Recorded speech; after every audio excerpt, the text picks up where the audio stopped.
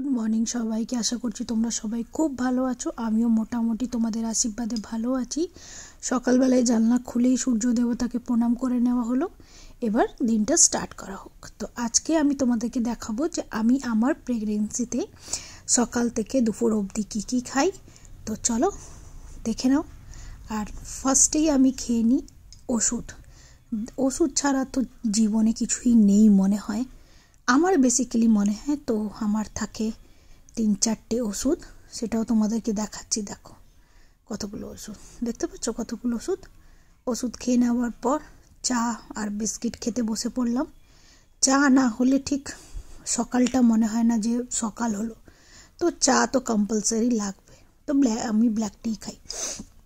তারপরে আমি চলে আসি বাইরে একটু রোদটা গায়ে লাগাতে।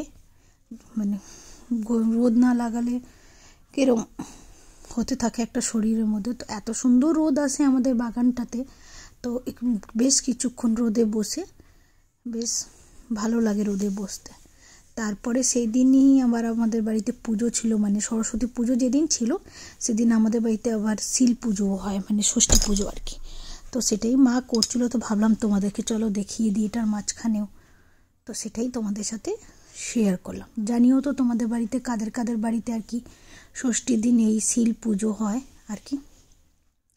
তো তোমরা দেখে জানিও তোমাদের কেমন লাগে। আমি তো জানতাম না, মানে আমি তো এই বাড়িতে নতুন, তাই কী কী নিয়ম, সব নিয়মগুলো দেখতে হয়। তা আমার বেশ ভালো লাগলো, তো ভাবলাম তোমাদের সাথেও একটু শেয়ার করি, তোমরাও দেখো। আর তোমার কাদের বাড়িতে হয় সেটাও কিন্তু আমাকে কমেন্ট সেকশানে অতি অবশ্যই কিন্তু জানাবে। চলো পুজো কমপ্লিট, এবার আমি বসে পড়েছি ড্রাই ফ্রুটস খেতে। ড্রাই ফ্রুটস খাওয়াও কম্পালসারি, খেতেই হবে। তারপরে বসে পড়লাম আমি শসা, গাজর, মুগ, একটু নুন লেবু দিয়ে, এটাও খাওয়া কম্পালসারি। দেন আবার জলখাবার খেয়ে আবার গাদাগুচ্ছের ওষুধ আছে, সেই ওষুধ খেয়ে নিলাম। খেয়ে নিয়ে চলে গেলাম স্নানে।